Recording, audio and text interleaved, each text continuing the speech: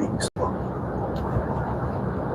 Welcome back to the Charity Project. I'm your host, Chad Everett Broshears, or Sir Chad Everett Broshears to some. If you know, you know.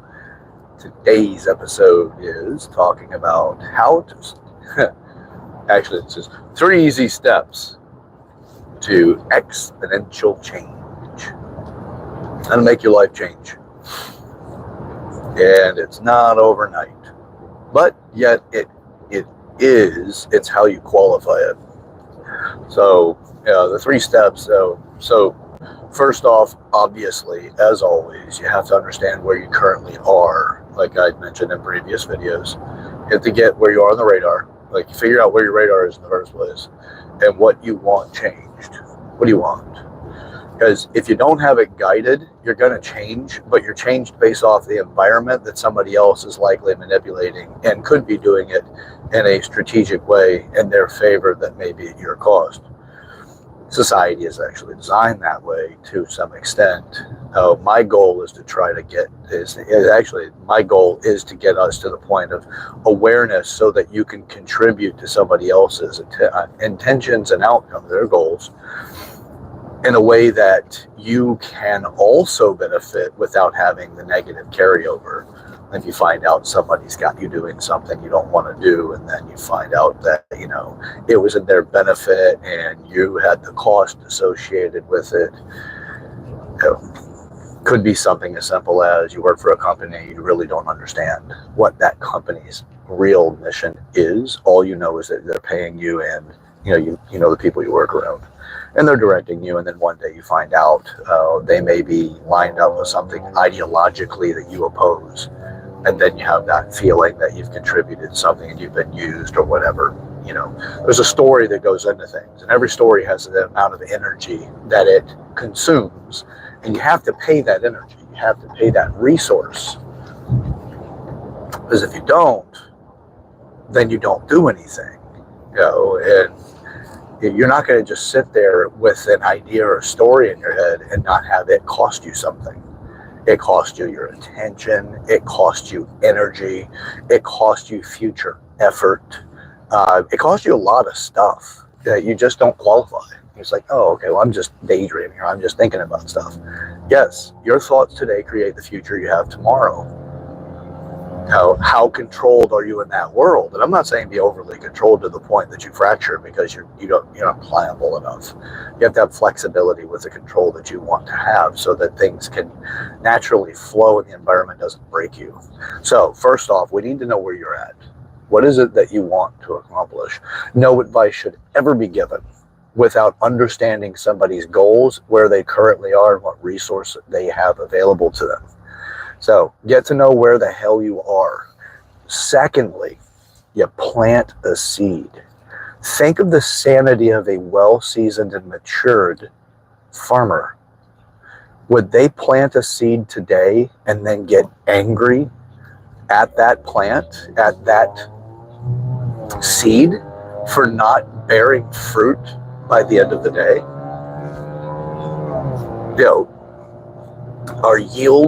Are yielding its bounty to you? If you were the mature farmer, it doesn't make any sense. Right? It's absolute lunacy to get angry like that, but it shows a lack of experience. So you plant the seed and you nourish it. What nourishment is, when you're wanting to make change, is nourishment comes in the form of the sunlight of attention. Your conscious mind's ability to give it enough attention that it can grow, just like the sun gives attention. It's not 100%, it's not all day long. The sun gives attention as long as the earth gives that privilege, right, as the earth turns. So you'll have how much time you have of daylight and varying levels of strength. If you have intense daylight against the seed for too long, what happens with that is it can dry out the soil or the seed itself, and it no longer has the ability to germinate. It has dried out, and it does require an amount of moisture in order to germinate. It activates. So whatever you want changed, Yeah. Whatever it is, that once you have that awareness of where you are on the radar to your goals, then you can say, okay, well, now that the seed has been planted, what kind of nourishment, what kind of environmental support does that seed need in order to grow? And in your mind, what happens when you start entertaining ideas, I refer to this as mental occupation. First, an idea just comes and it can blow away just as easy as a tumbleweed detached from the earth and just rolls along. The wind changes the direction and it goes whatever. And you lose that conscious positioning. So you're like, oh, it was a good idea. What was that idea again? So you can have that too, yeah, and that happens. But the goal is to try to get some sort of root associated with it if it's an idea of value. So if you have something like, it's a good idea, well, immediately you assess value to that idea. But what kind of nourishment do you give it? And with the nourishment is the environment you allow that thing to seed in. So the way it works in the mind is that you think about something specific. And in the brain sciences, right, neuroscience, what happens is you start activating the synapse that leads to that, and you strengthen it, which is neuroplasticity, is strengthening the pathways to that particular part of the brain that is now being associated with that idea. And you're starting to, you're facilitating energy there that helps growth, and it starts to take root in your brain. So ideas that take root, what synapse do is help create that root pattern and things. And I'm not an expert in that area. I've studied it, but it's been, I don't know, 8 years now since I've really gone back to refresh. So I've just been focused on other things. But regardless, so when you have an idea that you start giving it nourishment, it will start to take some root. And that idea turns, well, it's a thought that turns into an idea. So it's a thought first. Oh, okay. I don't know. I forgot what I was thinking. So it was a thought. Then it becomes an idea, and the idea has substance value enough that it starts to become kind of a community. It has more details associated with it. There's other places and ways that you can think about it. There's applications in your environment that you can put it into and start trying things out, occupying the thought. That's why I call it mental occupation. And you're building into a reality here. So now you can start creating something different. You're nourishing the idea. So you've nourished the thought to an idea. Now you're nourishing the idea into something more substantial. You're continuously farming. You're continuously putting in this. The nourishment is the love of resources that is needed for the thing to grow. It's the catering and care of the resources necessary for growth. So you put in the effort. Then the idea starts to catch you instead of you needing to catch it. You may slip and think about something else, which is very common. You just got to think about other things as life demands and dictates. You get a phone call and you're like, oh shit, I didn't realize that bill needed to be paid, or whatever. Something has created a distraction. Now, when you know that this thing is really starting to take root, it comes back to you versus you need to find it. So you're doing whatever, talking on the phone with somebody or whatever, and all of a sudden that idea comes back into play. And you're like, oh, wow. Oh, my God. Yeah. Oh, something I wanted to talk to you about. Like you're inspired to share it. Beautiful thing about sharing it is also the potential of you're now offering a seed to germinate with somebody else. And the majority of the things that you want to accomplish in life require community. Nearly everything does. It's just sometimes community just plays an audience value role, that it's not really that there's too much contribution other than just conversations from the stands, if you will. Sometimes screaming from degrees of tribalism or a fandom of certain parts of the idea. So they share it and they cheer you on, or they boo you or whatever. That happens whenever ideas are now put into somebody else's world. And you put it in their world enough that they have the ability to really see what's going on.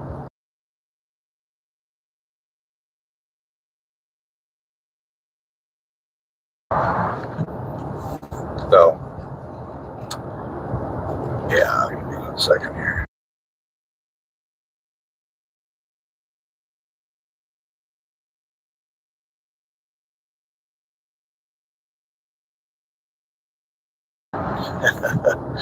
A little bit of a banana string on my finger, and you know what? It didn't want to leave me. It was clinging to my idea. Anyway, all right. So yeah, if you want to start creating exponential change, this is the methods to do it. So you've got, first off, the awareness of your radar, if you will. What exactly is it that you want to accomplish? Enough that you can start getting indicators about what direction to go in. So put it on the radar. The other is, then you start looking at what's necessary to nourish it. And, you're giving it an opportunity to germinate into your mind, into your life. So from there, this goes into something great. And then from there, you start putting it into practical application in your life. You enroll people into what you're doing. You're fortified enough that if somebody rejects your idea, it doesn't harm your efforts. It just gives you another perspective, but it does not demotivate you. Because you've had ideas you've shared with people and they kicked it back at you. It demotivated you. And the reason for that is that it wasn't nourished enough yet. It didn't have enough of that depth. And a lot of this is you just sit and you go through the different scenarios and you looked at its practical application. And then you can put it into the lab. And the lab would consist of people that are closest to you, that you really trust and value their opinion. And they're giving you the kind of feedback that you really study. It's not just you hear. You're going to get pushback enough that helps you fortify the idea. You've got to put it through the ringer, right? You should not demand, and I do not demand a safe space for my ideas to get their opportunities to grow. I'll isolate in the early stages because I don't want to sound like a madman that's got a new idea every 5 seconds. Because that also reduces credibility if you don't have any kind of stability in your thinking, your ideas. But practicing and creating an environment that you do get, a particular amount of, in business, we just refer to it as R&D, it's research and development. There's most companies out there, nearly all of them, are going to have R&D, research and development. So they're researching specific products or services and they're developing different methods in order to try to meet the needs of what they've found through research.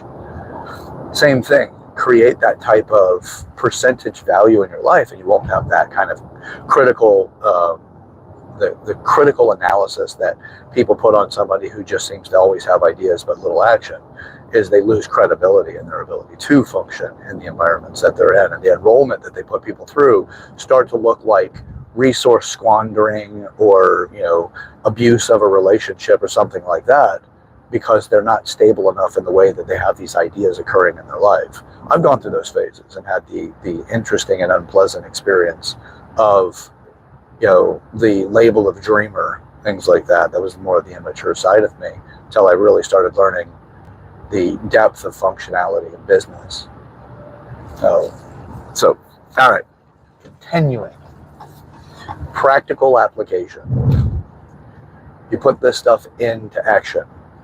So it can start as simple as making your bed every day. You may not see that be directly connected to your goal, but doing that is a very base level discipline. Then you start looking at other things that keep things neat and orderly in your life, because when you start to change anything, neat and orderly creates a phylic way of approaching it that does not have too much of a mess where you can't remember where certain things were. If it's like with ideas, you can't remember specifically the process that you have used previously. It's kind of just riddled with excitement. And it's not bad to have the excitement. It's just the excitement that exceeds structure becomes disorderly. So we want to get to the point of being able to manage them. Now, again, R&D, right? You'll have specific oscillating values of excitement versus structure, but that's helping you build. But it's not so much that you're actually putting that into the share part of life as much. You'll practice that a little bit, but again, I encourage people to try little bits at a time. 1% every day changes your life. So you put a little bit of effort into getting other people enrolled that are close to you as the idea becomes more and more salient to you, because that's where it's in the lab. but you're putting it into practical application. You do need the discipline in order to make that work. So making your bed on a daily basis. If you don't do your laundry, it's now time for you to start doing your laundry. And I mean in the very literal sense. Wash your clothes, dry them, create a success pattern and a percentage of success in it. So with me, when I do laundry, I'd say 93 to 90% of the time, 95% of the time, I get the clothes out when they're done drying, and I fold them and put them away, or I just put them away, right? I hang some of them, whatever. So you just put your clothes away. I'd say it's probably closer to 93% of the time, or even possibly 90 now that I'm really putting that thought into it. But it's a disciplined thing for me. If I'm going to start washing the clothes, and then I got to put them through the dryer because I don't want to wash them again because they've sat and started to mildew or whatever, and you don't want that, right? There's a discipline pattern to this. So I've got myself at, we'll just say on the low end, 90% of the time, I have the clothes set up. They're out of the dryer before they even start cooling, and they're being folded and put away, or they're just being put away, right? Neat and orderly. That's discipline.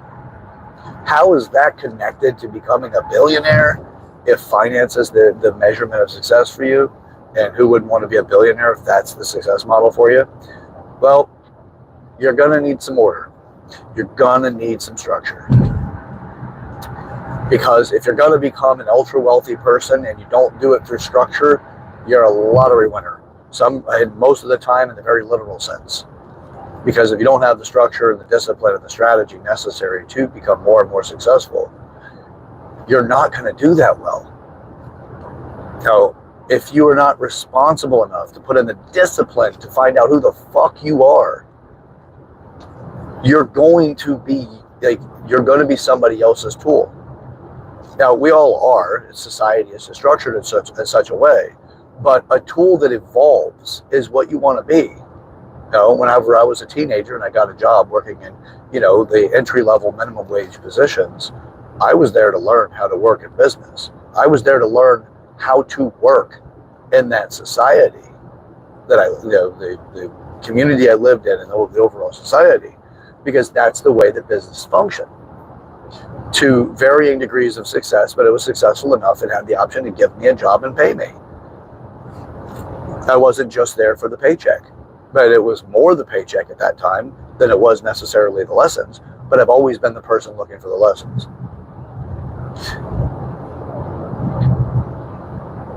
You're going to be used in some way because that's just the nature of it. What you're doing is they're using you, they're rewarding you. You have how many hours a day that you exchange that for the money that they pay you. And it has to be good enough of an agreement that you don't leave right away. You can pay your bills. And by the way, side note, it is not the company's fault or responsibility. Your bills are your bills. If you make a specific amount of money, but you have a low-end discipline on finance, then you're likely going to find places to spend that money when you have extra. Most likely, you're going to take on a bill, not a one-time payment, that will consume the extra. Then it gets to the point that is what's necessary for you to live, and you're no longer in the I have extra phase. You're in the if I have a couple of days of sick time that I don't get paid for, my bills are going to fall behind. That is not the company's fault. It's not their responsibility. If you want to make real change, do not blame that on the company. Do not take it out on the company. Do not go after them for any reason. That is on you. You're the one that needed that car. You're the one that needed that cell phone. You're the one that needed that service. You're the one that needed that whatever the hell it is that's consuming your free capital. Your capital, and turns it into your expense. You're just paying for something and you're really not making much progress. That's all in financial maturity. So it's not their fault. And if you blame it on them, you're giving away your responsibility, and you're going to be a slave to that excuse. Because most of the time, whenever you give an excuse other people buy into, it actually disempowers you, which is taking away your ability, your autonomy, and your freedom. And if that's what you want to do, don't get mad whenever other people are successful and you sit back with envy and jealousy. So that's you do you, man. But most of us are so unconscious, they don't know they're doing it. It's just like a zombie moving through life. Oh, all right, back on track, baby. You want to make these changes? You got to put them into action. So first off, know what the hell you are so you can identify what seeds you're planting. Once you plant that seed, let's get into nourishing it. Give it something to let it grow. Give it the sunlight of your attention. Allocate the resources necessary for it to start establishing itself in the environment, in your mind, and then start sharing the idea enough that people understand what you're up to and they can see that trait or that characteristic start to develop within you, so that they're not surprised that your behavior has changed and then they try to pull you back to what they know. Very common that people do that. But when you enroll them, that actually knocks that down significantly. So whenever you enroll them, your measurement of enrollment is how well they accept your changes. So if you say, hey, I'm going to quit lying, and people know you to lie, I harp on that because it's pretty much, it's pushed in society to lie and deceive now, unfortunately. Oh, so if people know you to lie and you're like, I'm not going to lie anymore, man, you're going to have a rough road because people expect it of you. It's going to take a long time before people go, shit, this person doesn't lie anymore. That's a lot of enrollment out of something you did almost certainly out of ignorance. But that's part of what you have to pay to make change. You need to be aware that you were first lying and why you lied. Secondly, then you start looking at nourishing whatever the deficiency was to the deficiency associated with why you lied to somebody in the first place. Why did you feel so unsafe? What were you attached to that you really felt desperate to hold on to? And then you start working on exactly how do you fortify that so that it doesn't get you again. And then you make that declaration and put it into practice. Because the only way you're ever going to change it is that you demonstrate that you are different. But enrollment is required. You got to enroll people. Otherwise, they don't know what you're doing, and your expectation of credibility for effort is going to be, it's going to go unmet. Most likely, right? You might get a happenstance. Somebody notices that you have made some changes. But how long before you fatigue in the reality that other people are not appreciating the changes that you've made? Now, it's always best to do it for yourself. The reality is it's very unlikely you're going to do it just for you. We're communal creatures, so when we make specific changes, we intend to also contribute to others when we make those changes. Even though you're like, I do this for me. Who are the people that are involved in your life that actually care about you and depend on you in some way? And are they not a beneficiary of that change? Even if you're not doing it directly for them, it's still in there. You've got to be you got to be a pretty significant narcissist to actually not have that contribution to others. And yes, you can absolutely be an optimist narcissist. That's so fucking common. One of the papers that I wrote in college was on optimism, not all it's cracked up to be, from practicality to application. Yeah. Anyway, I find it funny just because it's so well embedded in our society now. People are like, positive vibe only. God, I'll harp on that forever, just because it's so prevalent and it's so distracting. So you should be able to oscillate between each one of those worldviews. Anyway, so that's it. The three different areas for us there. The three different things to make exponential change. You can change anything, by the way. And earlier I said there was something that really, it kind of like it tickled my funny bone. I laughed about it. Then I said that I'd bring it up later. And that is that, people say that you are the only one that stands in between you and the change that you want, or you and your goals. It is so incredibly true, but it's never really been explained well. It's like a placekeeper in itself. And when you get to the reality of what that actually means to you in a way that you can communicate it to others, it starts to become a powerful statement. Because you truly are the only barrier between you and the success that you want to have. Now, again, where am I? I'm in the process. And I'm willing to share that process. I am successful in certain places. that people acknowledge. To me, it is not where I intend my life to it's not to the place that I expect my life to accomplish something major. It's not the big life goals. But I have people in my life that say they're so proud of me because of the effort that I put in and all the changes that I've made to become the person that I want the world to know me by. As far as the legacy aspect of who I'm becoming. I have people qualifying that all the time. And it's hard for me to give the credibility to it, even though I have, this kind of thinking process. It's still hard because I'm so attached to the goal that I forget, it's easy to dismiss the qualifiers in the process, or they don't even realize some of the qualifiers. That's where community gives that contribution back to me. So proud of me for all the changes that I've made, for all the things that I've done. And I'm like, oh, okay. Oh, well. Because it just isn't registering for me, because that's not a milestone that stands out. So a lot of these things, once they get started, you get a habit of this type of change, this exponential change. And before you know it, you don't even realize that you've made those changes. But it's because you've got a habit for it. This is the method that I use. And if you were to know me in my 20s, and you'll even see it in the videos, if you go back, I started recording in, 2013, I think, maybe 14, something like that. And that's under my name on YouTube. And I don't remember, it was like 100 plus videos or something like on that. And you can see it. It's just practice and intention and desire. You could tell that I was nervous for a long time getting in front of the camera and recording because of the idea of rejection and all of that, which is completely understandable. Practice gets rid of it. It's the same thing. I nourished it enough that now I have a high level of functionality. I used to be deathly afraid of public speaking. I had social anxiety. Now I'm like, I don't care. I'll talk in public. I'll talk about whatever. Preparation is key because I feel a lot more confident when I do. But it's not absolutely required. I can go off the cuff about it.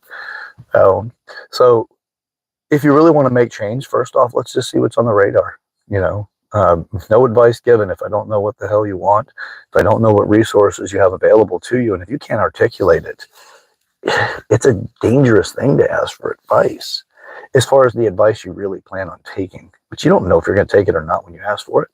Not necessarily. People can interrupt you all over the place, man. You're like, yeah, I just really wanted to just talk about it. I really want any kind of real resolution to it.